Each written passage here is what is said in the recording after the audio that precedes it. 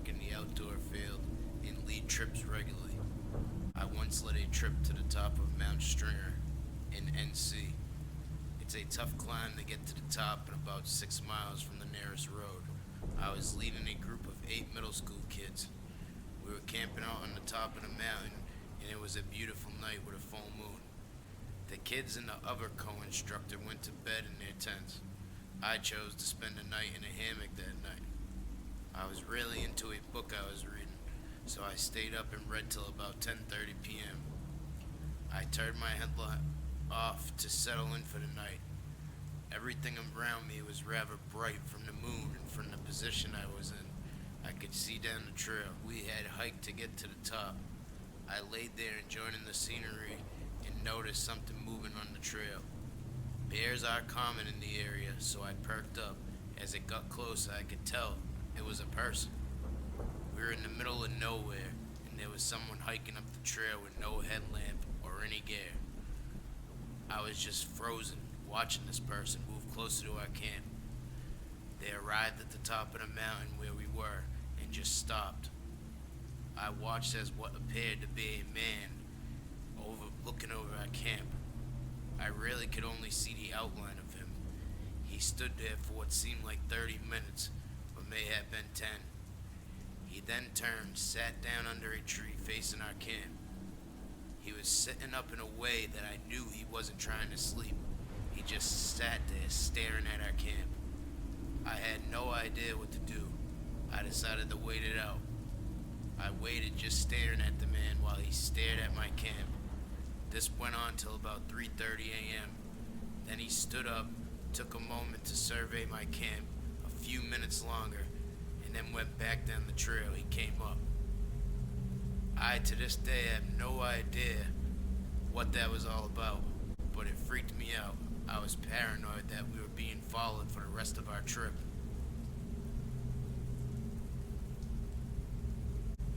I was once canoeing the boundary waters between Minnesota and Canada. These aren't your normal backyard ponds. The boundary waters are thousands of enormous lakes interconnected with each other. Think mini Great Lakes.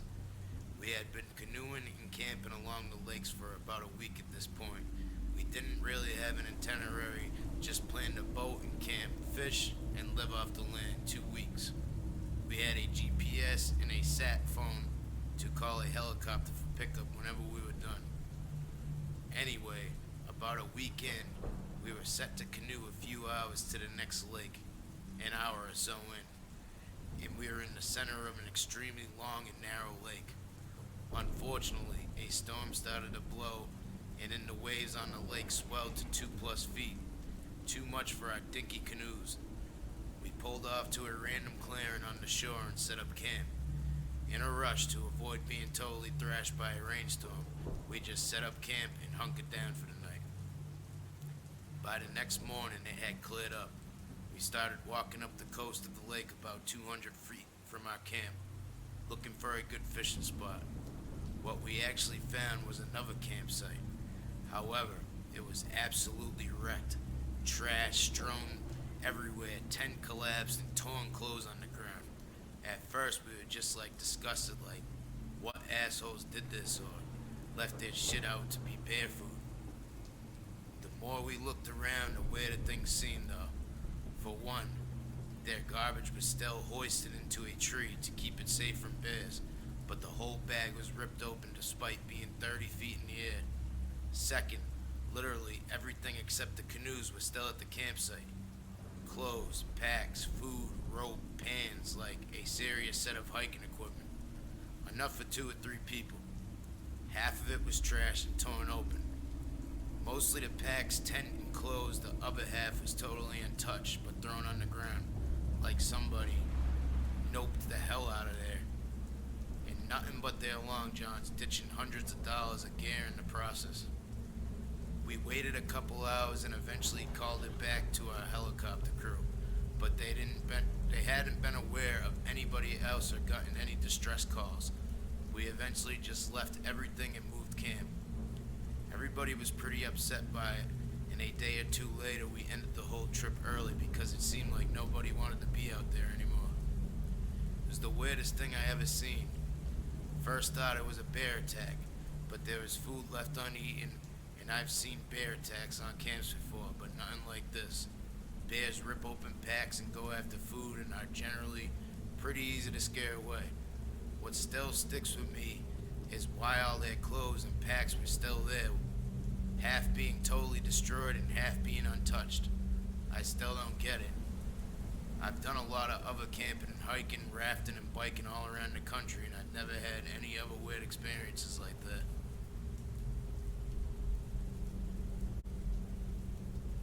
I've spent various stretches of time backpacking and camping throughout the U.S. and seen some strange things. My brother and I came across an abandoned trailer town of sorts that scared the hell out of us. We also came across a rundown town really small out in New Mexico that seemed to have one person living in it. We based that on the fact that there was still some food and supplies that were fairly fresh, perhaps just a few days old.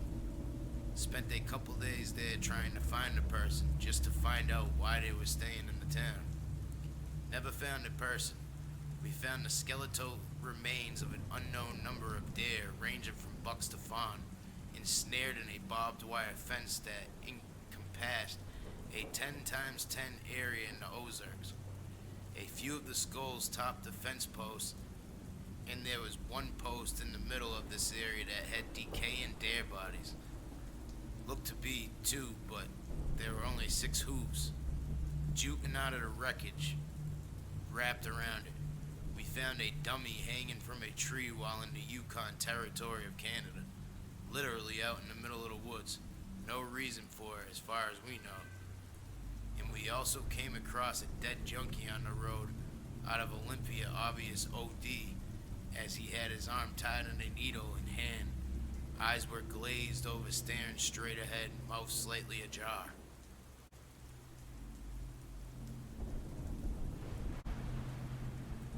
A friend from college. She was in middle school or so when she went on some hiking trip through the woods with a club she was part of. It had started to get dark, so the older group leaders decided to lead everybody back. However, it quickly became apparent that they didn't quite know where they were. It was getting darker and darker, and they still weren't able to figure out where they were. Eventually, they stumbled across a small cabin. Without many other options, the group leaders decided to ask whoever is in there if the group could stay tonight. They approached the door and knocked, but there was no answer. They knocked a couple more times and still no response. They tried the handle and found that the cabin was unlocked. As they entered, they were pretty freaked out by what they saw. Along the wall were several pairs of shoes scattered along another wall were a few bed frames. But the most startling thing was that the walls were just covered in chicken scratch writing. Everybody was freaked out, but it was too dark at this point to risk wandering into the woods blindly again. The group hunkered down on the floor.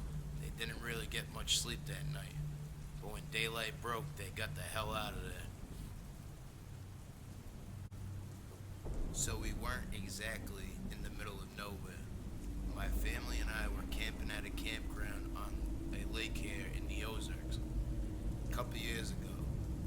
My sister, her friend, my cousin, and I all in a tent together. I'm trying to get some sleep, but it's very humid and difficult to get comfortable. Around 3 a.m., I'm looking straight up and noticed a long flash of light outside the tent. I look and it blinks again about 3 seconds later, but not in the same place. It's very close to the tent, less than 3 feet away.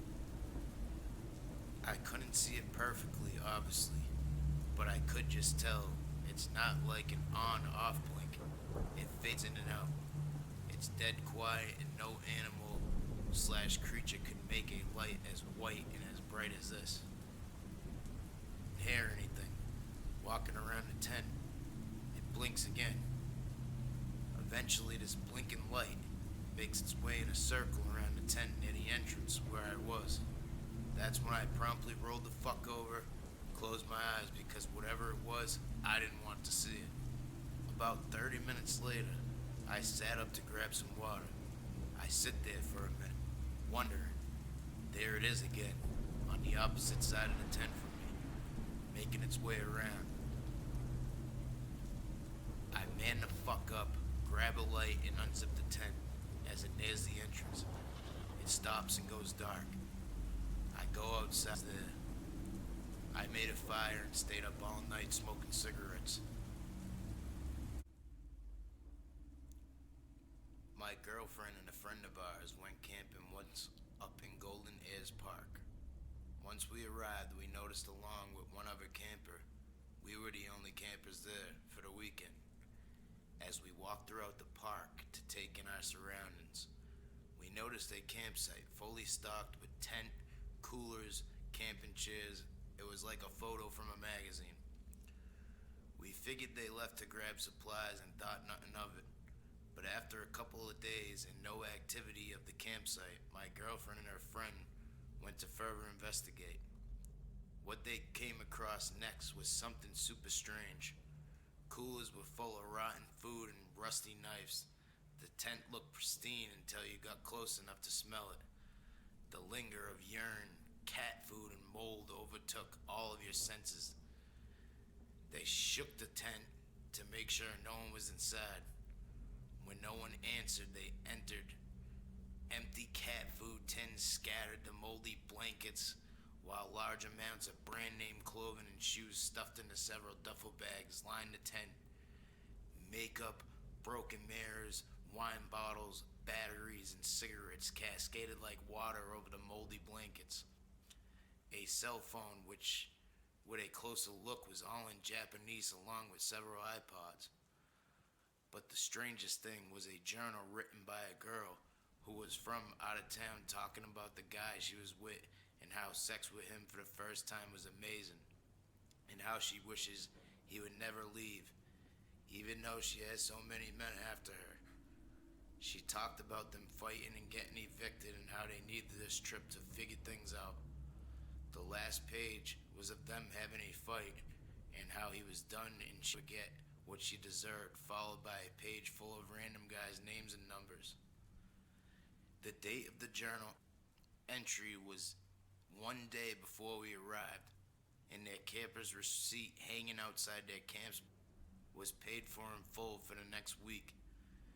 The campsite was strange and full of what looked like two people's entire life stuffed into an expensive tent, littered with crack pipes and rusty tools.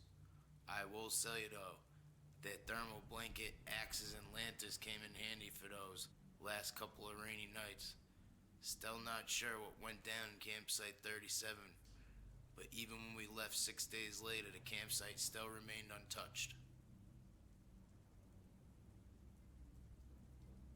We have a family cabin in the middle of nowhere on a small lake with two other cabins surrounded by forested areas and flatlands both. About 2 miles away from the cabin and across the dirt road is a wildlife reserve. As kids, we walked through there all the time, had the opposite of helicopter parents. After about 30 minutes walking straight into these woods, there was a collection of abandoned houses in an old settlement. We went exploring and found that the people who used to live there had just up in each house still dishes on the tables, clothing in the closets, cars parked in the clearings, all the strappings for the horses in the barns in one house. The floor had caved in and there were about 40 pairs of women's shoes scattered around the hole in the middle. No bones, though, animal or human, nothing. We decided to stay away from the second floors of the houses. After we saw that, we figured they'd be structurally unsound. A skeletal treehouse in the middle of the clearing. After we told my parents, my dad wanted to come and look too. In one of those houses, we found a bedroom fully intact. The sheets were still on the beds. The pillows still had the indentation of a head on it. But everything was covered in a thick layer of dirt, and the dust on the floors only had our footprints in it. At the foot of the bed was the stunning enormous gray fur coat. There were a few moth holes chewed in it. It was as dirty as everything else, but when we inspected it, we knew it was real fur, likely wolf or silver fox. It was gorgeous. Dad decided he was going to bring it back and clean it up and see if he could have it remade for my mom. Dad was a thrifty guy. As we were leaving, I got a chill on the back of my neck, and about 60 yards from the house, turned around and saw an old woman glaring at us from the window of the second floor. She had her hair in a loose bun and was wearing a blue shawl on her shoulders over a cream-colored blouse. I immediately felt super guilty. I grabbed my dad, who was about 10 yards ahead of me, and told him we had better put the coat back because the woman was still living there and we had probably scared her and she looked pissed. We turned back around and I pointed to the window I saw her glaring at us from. No one there. I said she must have gone downstairs, and as we approached the house, still carrying the stupid coat, one of the windows in the other house suddenly slammed shut. I fucking ran as fast as I could into the woods. Dad, being dad, stayed behind and started yelling for the lady to come out. He was sorry. Went upstairs, no one there, dust on the floor, undisturbed. Then he smartened up and dropped the coat in a big hurry, and we beat it back to the road as fast as we could. About 5 years later, the government demolished the whole thing.